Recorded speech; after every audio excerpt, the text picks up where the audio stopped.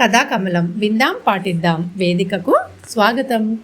మరి ఎంతో కొంత స్ఫూర్తిదాయకంగా ఆలోచింపచేసేగా ఆచరణాత్మకంగా చేసే కథల వెల్లువ కథాకమలం స్వాగతం పలుకుతుంది. మరి ఈరోజు స్పెషల్ ఏంటంటే world earth day. Okay, international earth day 22nd April has been declared as World Earth Day by UN, United Nations.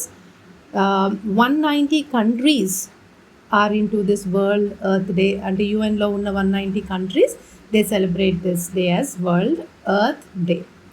Actually, the World Earth Day has been started in 1970 in US, America lo local ga start ayindi idi, but by 1990 it has globally reached 190 countries. So the theme of World Earth Day 2026 is Our Power, Our Planet. Our Power, Our Planet. And it's not just reducing carbon emissions, it is about rethinking the systems that power our economies and repairing our relationship with the climate. ఈ phrase అంత బాగుంది కదండి. Rethinking the systems that power our economies, అంటే ఏ systems అయితే మన ఎకానమీస్ని powering చేస్తున్నాయో, and repairing our relationship with the క్లైమేట్తో మనకున్న రిలేషన్షిప్ని రిపేర్ చేసుకోవాలి. So we can understand in what ways we are abusing the climate, right? And the common themes of the World Earth Day are increasing renewable energy. Its intention is to increase the renewable energy, planting trees, conserving water, reducing waste, reforestation, advocacy, global cleanups. These are all the Earth Day intentions and implementations. నాకు ఎప్పుడూ ఒకటి అనిపిస్తుంది, like most of us think that earth మనది అని, but earth మనది కాదు, మనము ఎర్త్లో ఉంటాము. And structure with statement, the earth does not belong to us, we belong to earth. ఇది ఎప్పుడు కూడా మనం గుర్తుపెట్టుకోవాలి పిల్లలు. The earth does not belong to us, we belong to earth. If you live in harmony with nature you will never be poor. ఎప్పుడు కూడా డబ్బులు ఉంటేనే మనం గొప్పవాళ్ళము, లేకపోతే ఆ డబ్బు సంపాదనలో మన పరిసరాలని మనం ఎంత నాశనం చేస్తున్నాము అనేది మాత్రం మనము ఒక విజ్ఞతతో చూడాల్సిన అవసరం అయితే ఉంది. సో పిల్లలుగా కానీ, మనలాంటి చిన్న పిల్లలు కానీ, పెద్దలు కానీ, మనం ఒక పెద్ద గ్రూప్ కాకపోవచ్చు, we are not very like political ఫామ్లో లేము, లేకపోతే ఇండస్ట్రియల్ ఫామ్లో లేము, but as an individual or a citizen of any country, what we can do to the earth is, first of all, use minimum plastic, and the plastic which you are using, throw it. When it has to be discarded, throw it in an authentic way. ఇష్టం వచ్చినట్టుగా పాడేయకండి. దానికి ఒక ప్లాస్టిక్ని మనం ఎలా dispose చేయాలి అనేది ఉంటుంది, ఆ విధంగానే డిస్పోజ్ చేయండి. And try to create less వేస్ట్ని ఎంత తక్కువ క్రియేట్ చేస్తే అంత మంచిది. And don't throw the plastic litter here and there. The worst example I can see, and I'm watching it through since years, and even now when I go out, is కార్లో వెళ్తున్నారు కానీ, ఏనే వెహికల్స్లో వెళ్తున్నారు, you eat chocolate, you eat biscuits or whatever you eat, and you just throw the wrapper out of the window or on the road. నేను చాలా వరకు observe చేశాను. This is a worst thing.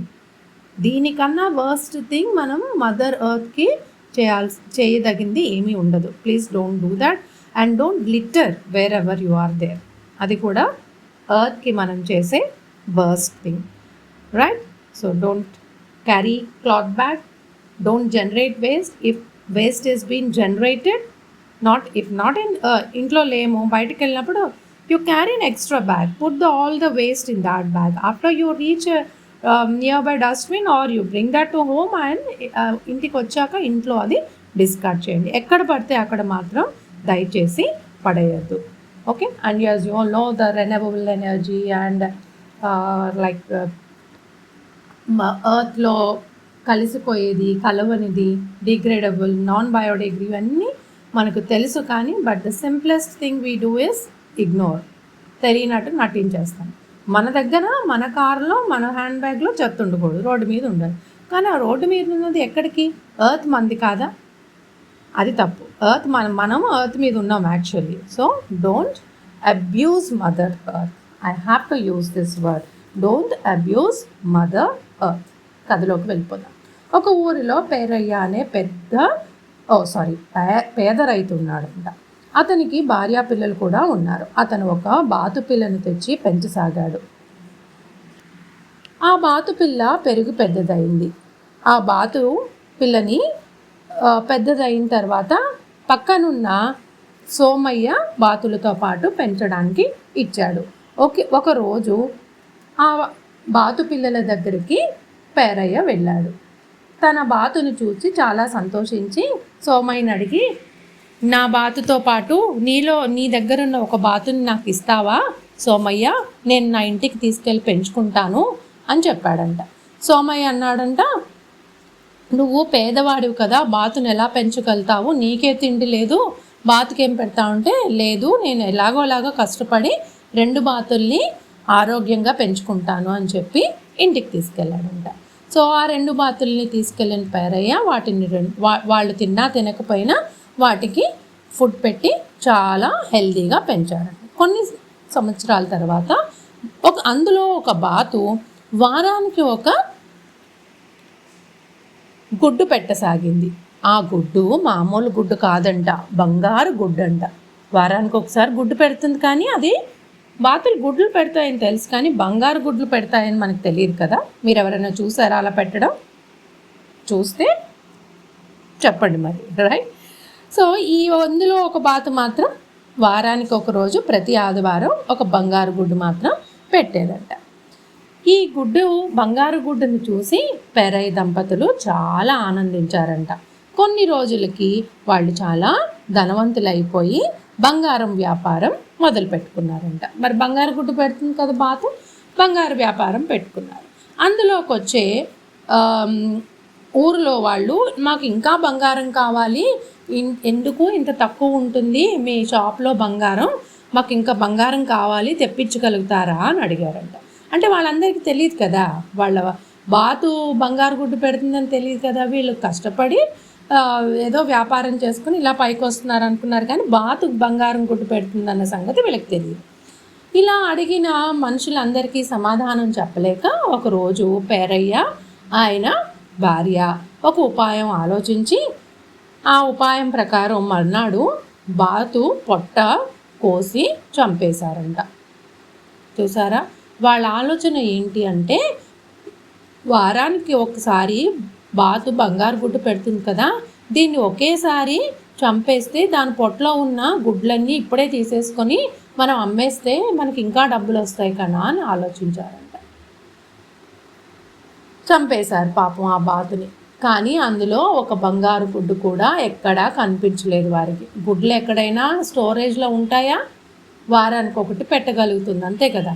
Perayya దంపతులు నెత్తి నేరు కొట్టుకొని దురాశ దుఃఖాన్ని కలిగిస్తుందని కృషించి వ్యాపారం ఆపి ముందులాగే కష్టపడి పిల్లల్ని పెంచనారంభించారంట. మరి ఇదర్రా కదా. మరి కథలో లాగా మనం కూడా మదర్ ఎర్త్ని అలా ఇబ్బంది పెడుతున్నామా? ఒక్కసారి ఆలోచిద్దాం అందరం. ఎందుకంటే కథాకమలం అంటే అంతే కదా, ఆలోచింపచేసే కథలు చెప్తుంది కదా కథాకమలం. మరి ఎర్త్ని మనం బాధించకూడదంటే మనం ఎలా ఉండాలి? Okay, how we have to behave towards, how our relationship with the climate must be అనేది ఆలోచించండి. మరి ఈరోజు మదర్ ఎర్త్ బర్త్డే కాబట్టి ప్రశ్నలు లేవు, ఎలాగూ ఎవరూ చెప్పడం లేదు కాబట్టి ఈరోజు ప్రశ్న లేదు, రేపు ఉంటుంది. టైటిల్ ఇవ్వగలిగితే మంచి టైటిల్ ఇవ్వండి. But stay happy by keeping the mother earth with cleanliness. Survey జనా సుఖినో భవంతు, లోకా సంస్థాం సుఖినో భవంతు. జై హింద్.